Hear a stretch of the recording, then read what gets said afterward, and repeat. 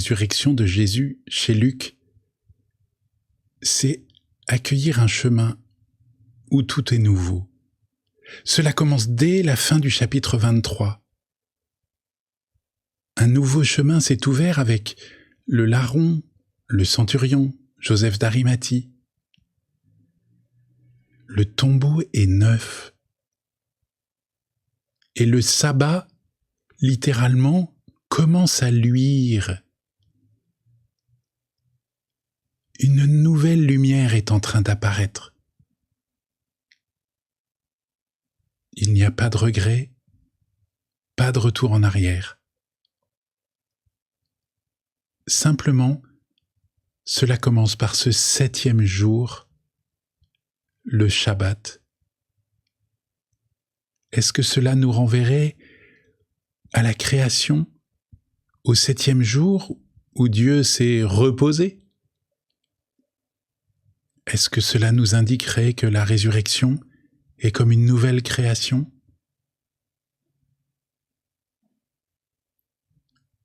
Au tombeau, les femmes rencontrent 2 hommes. Dans d'autres évangiles, elles vont rencontrer des anges. Pas chez Luc. Est-ce que Luc aurait du mal à parler des anges? Eh bien non, puisqu'à l'Annonciation, il nous a parlé de Gabriel. Mais il y a une intention chez Luc de nous montrer que, à partir de la résurrection, la bonne nouvelle va être annoncée par des hommes et plus par des anges. Ça va être notre mission. D'ailleurs, on va retrouver 2 hommes aussi à l'Ascension.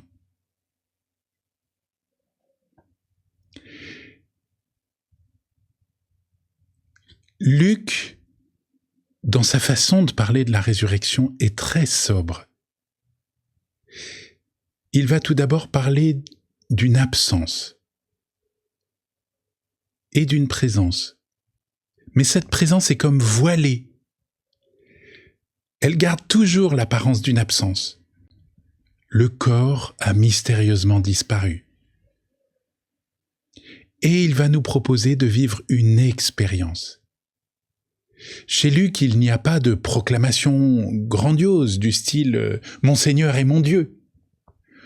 Il n'y a pas d'apparition. Le mot « apparaître » n'est pas dans l'évangile de Luc au moment de la résurrection. Jésus n'apparaît pas. Il est là. Puis il n'est plus là, il disparaît à leurs yeux. Ce que Luc nous propose et ce que Jésus nous propose chez Luc, observez, voyez, touchez, donnez-moi à manger. On ne touche pas une vision, on ne touche pas une idée. Une vision ne mange pas. Donc, Luc nous montre une présence qui appelle à une expérience. Il nous dessine un chemin où Jésus se dévoile progressivement dans le quotidien de nos vies.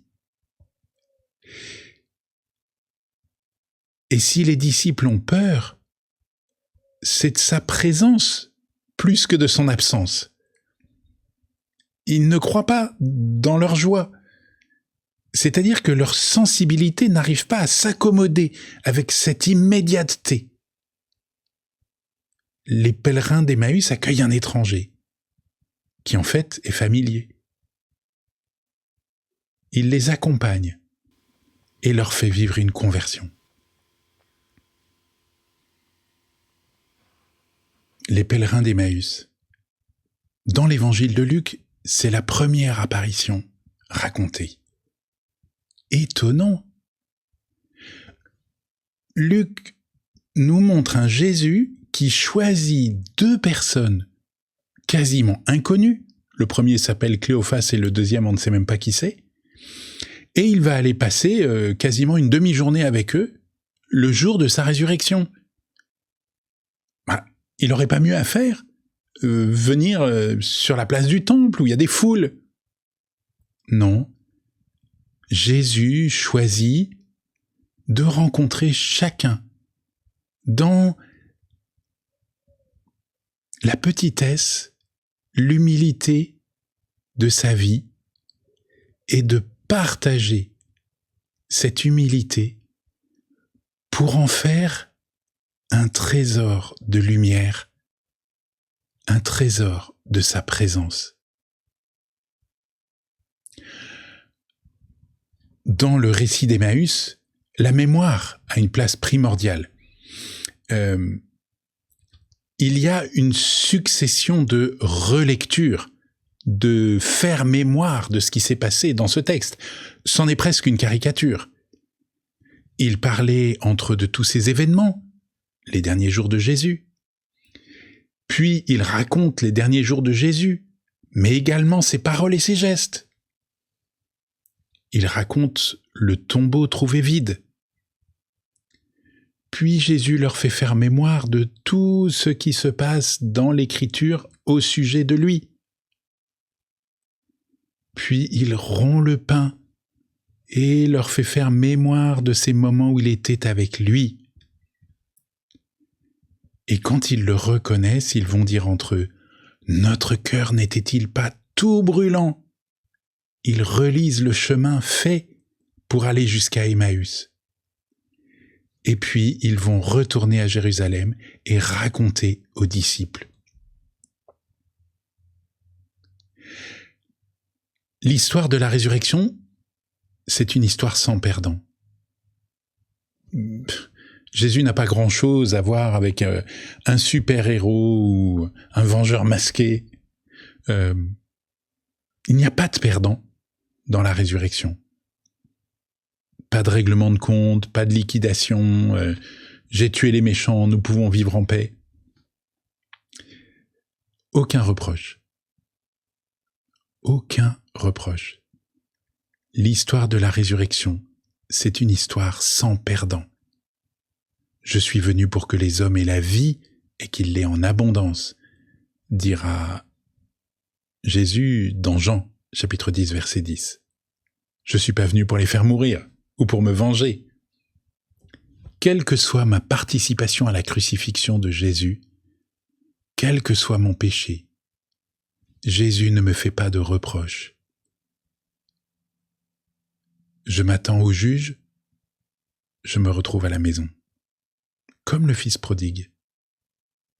Et nous avons du mal à croire cela, parce que nous avons du mal à être comme Jésus. Parfois nous sommes plutôt comme le débiteur impitoyable.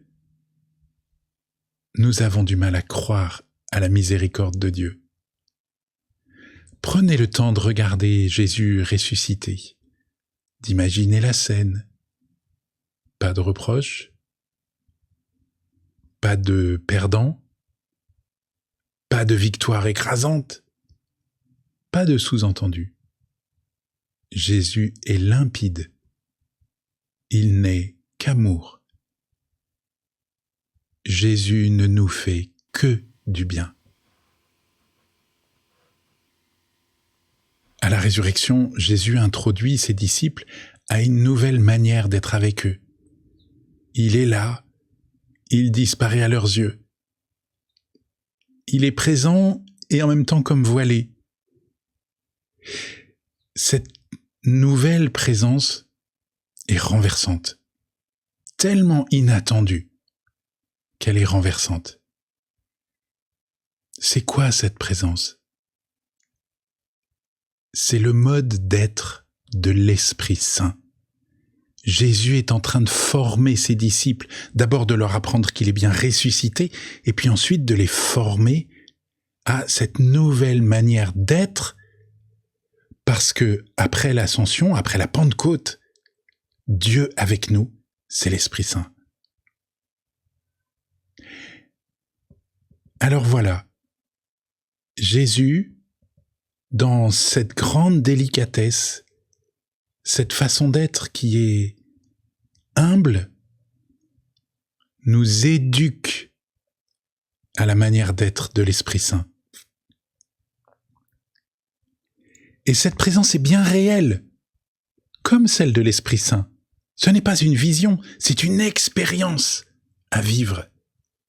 Nous pouvons expérimenter la présence de l'Esprit Saint.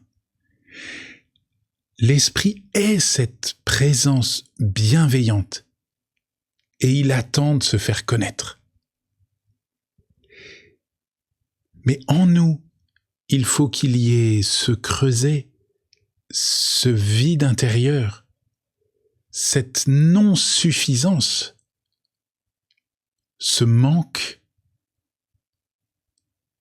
qui va nous faire demander cette présence.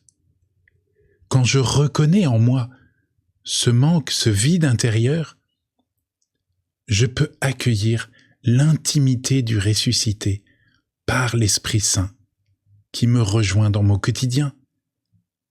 Je ne me suffis pas à moi-même. Mon quotidien m'ennuie? Dommage, c'est là que Dieu m'attend. C'est là que l'Esprit m'attend. Il n'est pas ailleurs, demain. Il est ici et maintenant. Dieu avec nous. La lecture que je vous propose, bien évidemment, c'est d'aller lire la résurrection dans l'évangile de Luc au chapitre 24, et puis d'aller découvrir les récits de résurrection dans les autres évangiles pour sentir les différences. Ensuite, je vous invite à aller lire le livre de Ruth dans l'Ancien Testament. Ce livre où Dieu, avec énormément de délicatesse, est à l'œuvre dans la vie de cette païenne. Et puis, vous pouvez commencer à lire le livre des Actes des Apôtres, au moins jusqu'au chapitre 15, et si vous voulez, l'ensemble du livre avec tous les voyages de Paul. Si vous préférez une autre lecture que les Actes des Apôtres, vous pouvez lire la lettre aux Éphésiens et la lettre aux Philippiens de saint Paul. Bonne lecture!